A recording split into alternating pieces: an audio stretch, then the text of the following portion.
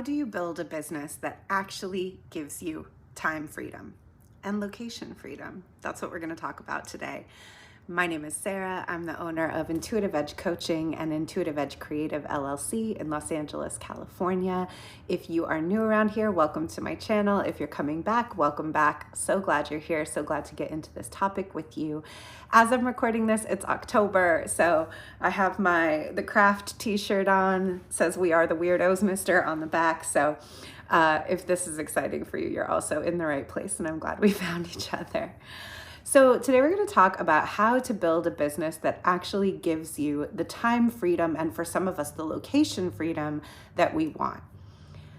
I don't know a lot of people who go into business for themselves because they want to be chained to a desk. I don't know a lot of people who go into business for themselves because they want the same amount or less freedom with their time and their location than they had when they had a job. I don't want to have to ask anyone to take the day off. I don't want to have to ask anyone for permission to go on vacation. I don't want to have to worry about being penalized if I get sick and I can't come to work. Part of what I want in a business is being in control of my own time and my own location. I love being able to work from anywhere. I taught dance primarily for a long time, so my body needed to be in the room, but I also needed to be in town. And if I wasn't teaching, I wasn't making any money. So coming into a place where I could have all of my work be online and I could really have location freedom and I could work from anywhere there was Wi-Fi was such a revelation for me. And if you are also wanting to create revenue streams for yourself and your business that give you actual time freedom, you can work less hours and make more money than you potentially could at a job, then that is possible for you. However, a lot of people don't achieve it. A lot of people set up a small business and realize they're working more than they ever worked when they had a job. They're working around the clock. They are, from the time they wake up until they go to bed, they're on their laptop. They can never take time off. They're not making ends meet, and they're working all the time. So why does that happen? How does that happen? I think a really important thing to recognize is that most of us are not trained to think like business owners. We are not entrepreneurial thinkers naturally. Most of us are raised to be employees, and we go to school and we learn how to be good employees, and then we have jobs and we learn how to be good employees. And then if we've been, even freelancing, when you're a freelancer, you're just trying to take as many gigs as you can and conform to the gig and deliver what the gig is asking of you.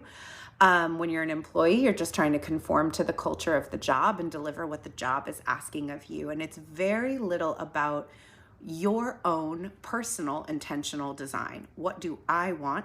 How do I want things to go? What do I want my schedule to look like? What do I want to charge? How do I want to do this? What types of projects do I want to say yes to? What do I want to say no to? We're not used to really thinking that way.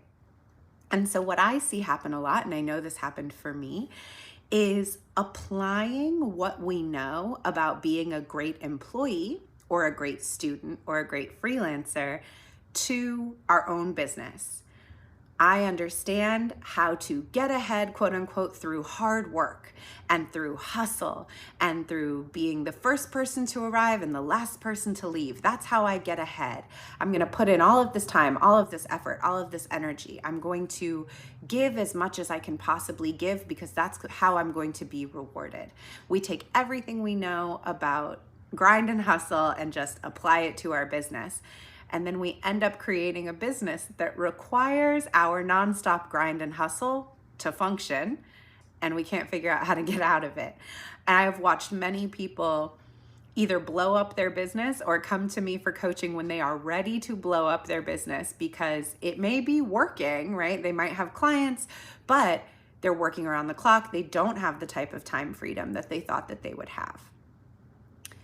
So one thing I want to kind of point out about entrepreneurial culture and hustle culture is that also in entrepreneurial culture, we have the influence of tech startups and the tech world. I'm from the San Francisco Bay Area. I lived through 2 dot-com booms.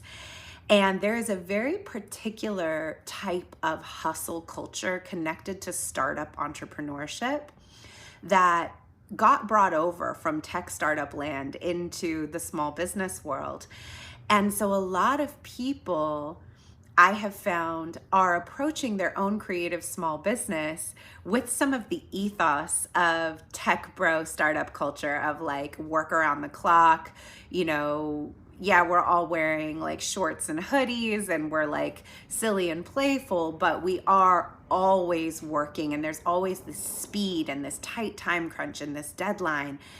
And I think a really important thing to contextualize about startup culture, tech startup culture, is that those people were working with venture capital money.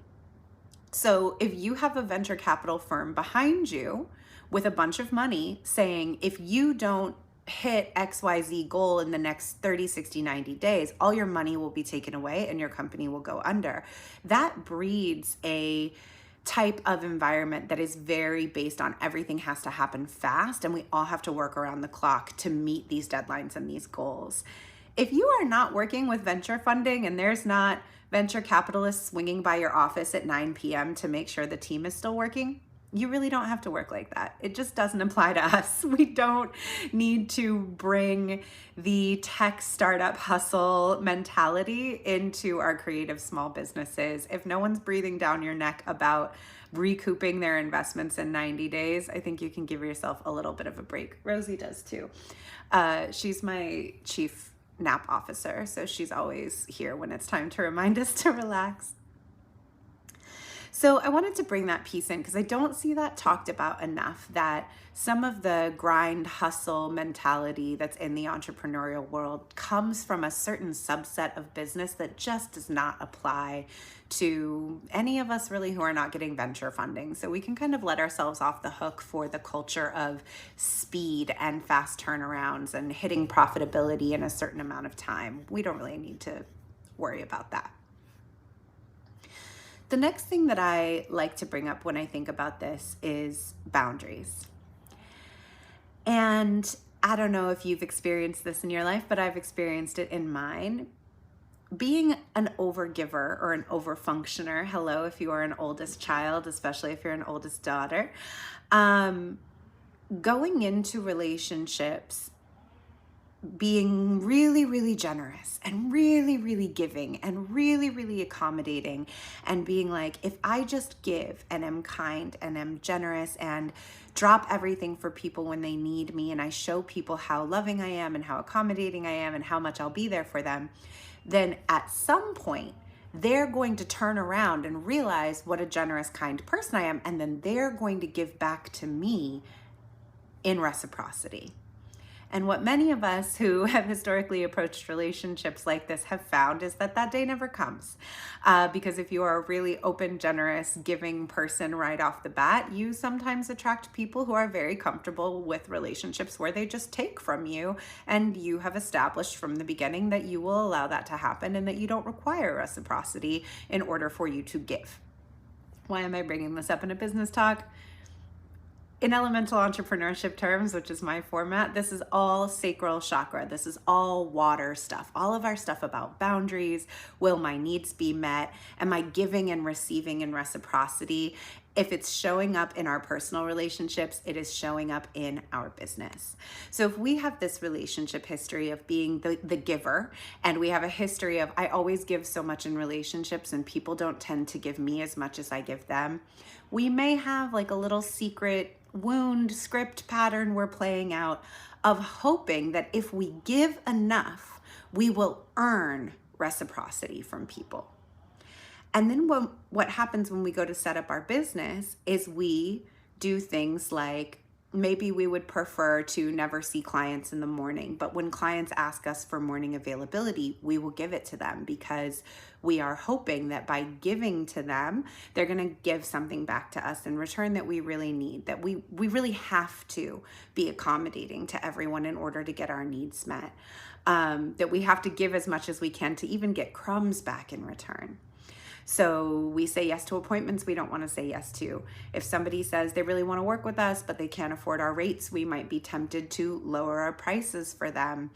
If someone says they want to work with us on a Sunday and we don't want to work on weekends, we may try to make exceptions. And the next thing you know, we've set up a business in which we maybe even feel resentful because we're constantly doing things we don't really want to do, or in a way we don't really want to do them. And when we want to change things, other people don't like it. If I want to say, hey, I'm not going to see you at 8 a.m. anymore, now I might lose that client, and that feels scary. If I want to tell this client, hey, I cannot give you this discounted rate, I need to raise my prices, we might risk losing that client. And so we box ourselves in with over-functioning and over-giving in our business, because we felt like if I just work hard enough in the beginning and pay my dues, right? That's kind of what the translation is, that eventually someone's going to turn around and give me the freedom. There's a plane. Every time I try to record one of these videos, something loud happens.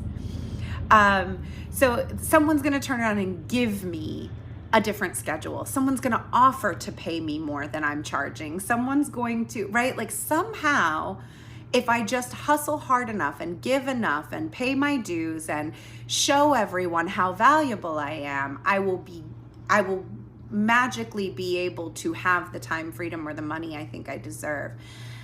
And unfortunately, it doesn't usually work. And that's usually the point where people are ready to blow up their business.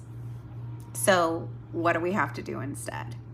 We have to design it the way we want it from the beginning. And we have to stick to our design. What do I mean by that? I, in my business, don't work on Fridays. That was a thing that was really important to me. I did not want to work on Fridays. I wanted Fridays off. And so when I had my schedule completely open and anybody could book anything and I would take it if it came up, if it was paying work, what do you know? Stuff just kept happening on Fridays, and I would be looking forward to my Friday off all week, and then on Thursday somebody would book something for Friday and I would be like, well, I guess I don't get my day off. I had to block Fridays off in my calendar from the beginning. Even when I wasn't making a ton of money, I had to say, no Fridays, I'm not available. And if a client asked, can you be available on Friday? I had to say, hey, I'm never available on Fridays. If you want to not work weekends, you have to start saying no to working on the weekends and limit your availability. If you want to never work before 11 a.m., I don't usually work before 10 or 11 a.m. I like to have my mornings to myself. I like to do a morning routine. I like to exercise. There's stuff I want to do in the morning. It's my business. I get to decide what time the shop opens. So my calendar never starts before 10 or 11 in the morning. And if that's something you want, you setting the parameters and saying no to anything else is how you start to design what you really want in your business. Then the next thing is your pricing. Within the parameters of the hours you want to work, how much money do you need to make to pay for your life and your business expenses and set aside money for taxes and to save for the future and to be comfortable? I want to work this many hours. I need to make this much money. Now you start to look at what you need to be charging clients. What you may find is that the per hour rate you come up with feels very high to you.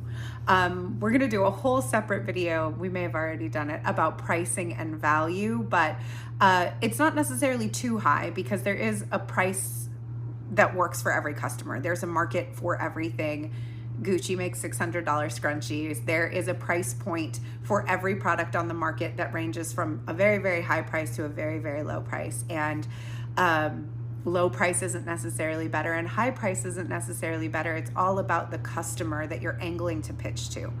But you may find that the hourly rate you come up with when you do this math of how many hours do I want to work and how much money do I need to make leaves you with an hourly rate per customer that feels prohibitive to you. Maybe it makes you feel like, okay, that's going to mean I have to work with a very wealthy customer and that's not my ideal target market.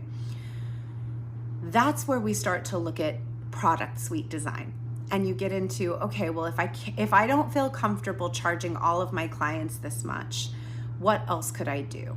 And you start getting into group programs, courses, books, templated services, things that require less of your individual one-on-one attention and give a lot of value, but allow you to spread out that investment per hour between multiple people.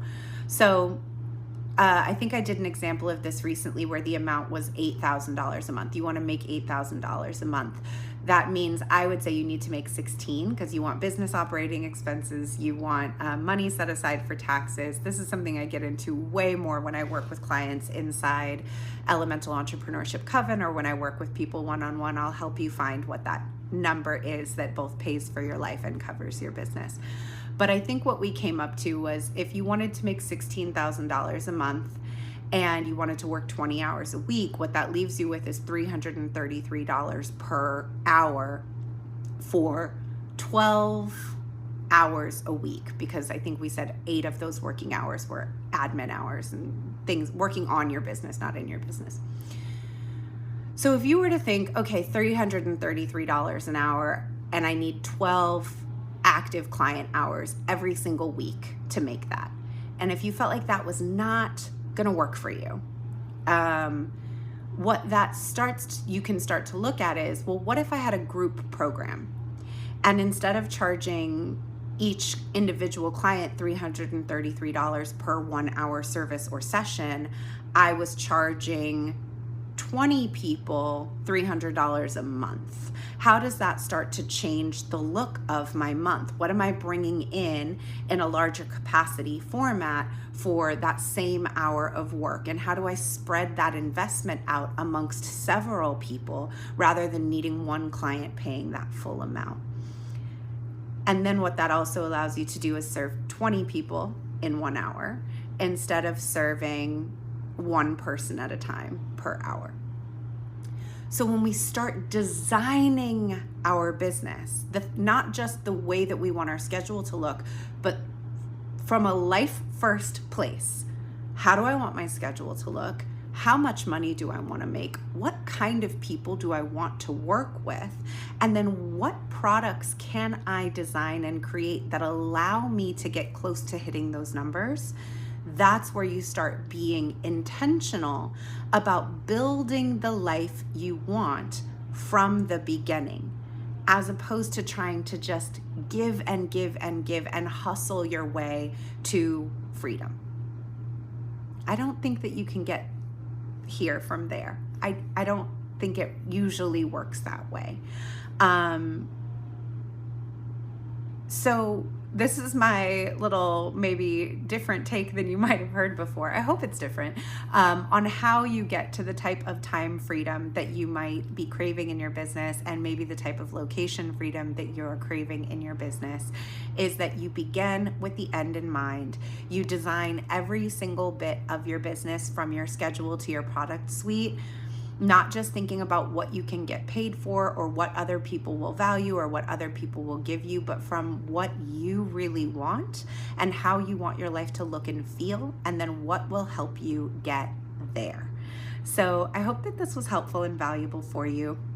If you are listening to this around the time that it is coming out in October of 2023, I actually have a program that starts next week. It's called One to Many, Build Your Profitable Group Program or Course, where I'm going to be helping people in a done with you format build a group program or course to add to your product suite. So if this is something that you're listening to thinking, oh, this makes a lot of sense for me and for my business, and I really want that, but I don't know how to design a curriculum or build a group program that would get my clients a similar level of transformation as my one-on-one work.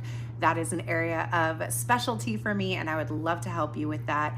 We'll put the link for that in the show notes, and if the program has already closed by the time you see this, it will just reroute you to my website, and you are welcome at any time to join Elemental Entrepreneurship Coven, where you can get access to that program in replays, or to book a coaching call with me if you're interested in working with me one-on-one on your business.